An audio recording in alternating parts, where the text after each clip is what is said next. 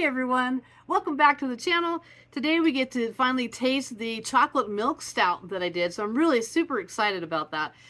And remember, this has the cacao nibs in it that go into it like a week into fermentation. Then it has to ferment a week longer than normal, so a total of 3 weeks before you bottle it, and then it's been in the bottles for 2 weeks and about 3 days, something like that. But check out, I have to show you really quick. Look at all the sediment in the bottom. We got like a little yeast cake down there. I knew that was going to happen, and that doesn't bother me at all. That's because, remember, the chocolate cacao nibs clogged up my siphon, and so instead of siphoning it, I had to, it's just a gallon, right? But I had to get like a wire mesh filter and just pour it through that filter into my bottling bucket. And I went really slow so that trub didn't just slide out, down into that. So I did the best I could, but I knew I was going to have a lot of sediment in the bottom. So I want to look at the color in the bottle before I pour it because of that reason. And so it's this really nice dark brown, almost black color. And I wanted to show it in the bottle too because actually it's not very hazy. I mean, I can see through that. I mean, it actually, except for the stuff in the bottom, of course, before I pour it, it's going to be hazy. But I feel like it's actually fairly clear, not bright clear, right? But much more so than I would have guessed. All right, so let's pop it open, give it a pour, and let's see what we got. Let's get it open here. Wow, that was loud. All right, so you can, it's going to bubble over. I had to get a paper towel. So I'd say it's a little overcarbonated. I'm going to try to get some in a glass here before it all bubbles out. Holy cow. That shouldn't have happened.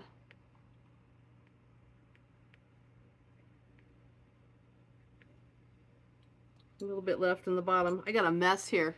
Don, can you relate to having messes with beer? So anyways, look at that head on there. You know, one thing is actually, it's still, a little bit sudsy like a lot of these malt extracts are, but it's hanging around, and it's a little bit more fluffy. I wouldn't call it mousse-like, of course, but it's fluffy, not just soapy. So now let's take a look at the color now that I poured it. Yeah, it's going to be much hazier in there. I could barely get the flashlight through it here. But all right, so let's go ahead and smell it and see what we're getting. Go ahead and smell it here. I mean, even now, it's probably been a minute since the last clip I did. I mean, it's still got a little bit of foam hanging around in there. Let's see if you can, I don't know if it's, I'm sure it's still bubbling. Okay, let's give it a smell. Wow, I really love the smell of this. Spicy, woody. I get some coffee. I like a stout to kind of have that coffee kind of note. And chocolate, I mean, it's a chocolate stout, but definitely smell that chocolate, but kind of a nice blend of dark chocolate and coffee. Like the chocolate scent is not overpowering and the coffee's not overpowering either. All right, let's give it a taste. Cheers, everyone.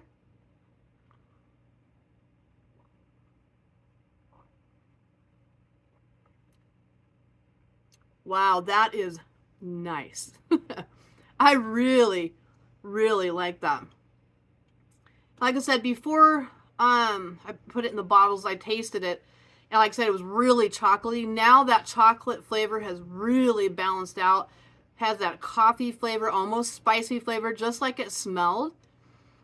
But that chocolate really mellowed it to a point that I like. This is 5.5 ABV and 31 IBU.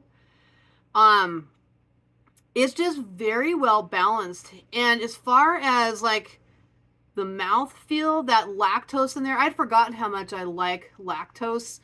I've done a few beers with that over the years. It gives it a real creamy, kind of full-bodied mouthfeel. I don't say full body mouth mouthfeel very often, but this is super, super creamy. Yeah, man, this is a good one.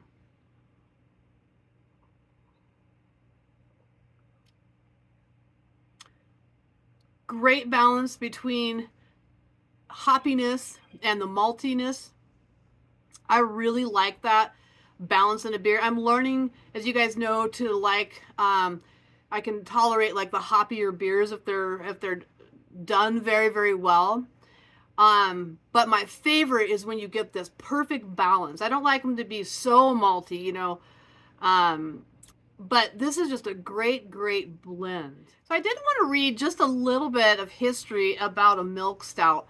Some of this I kind of knew, but a lot of this, some of this was also just fun information I didn't realize. So, um, milk stouts do in fact incorporate milk into their recipes through the addition of lactose.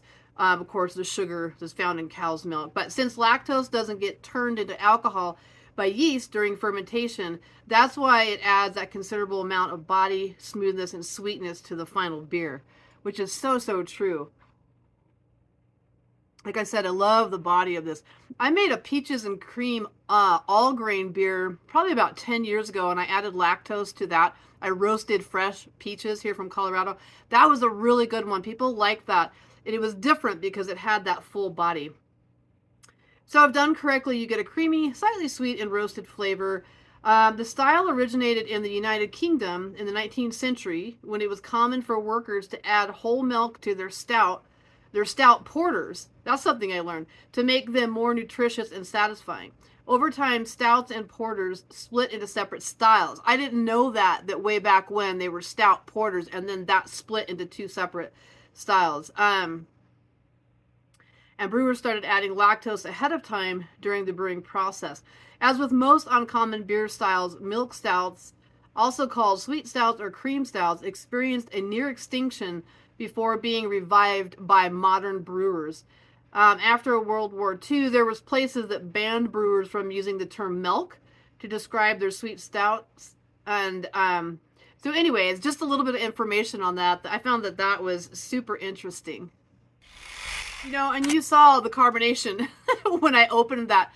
But now that it's sat in my glass, it's not overly carbonated, which is good because to me, a stout should not be.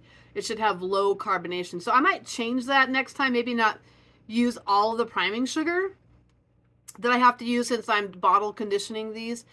That's where the CO2, when I used to do that with all grain, came into play. You could really control that a little bit more.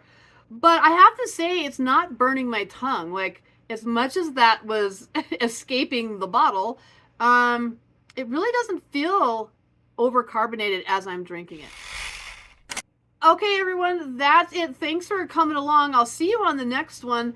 My next two brews are a pumpkin spice beer and then a New England IPA, which I'm really excited to brew because I've never brewed an IPA before.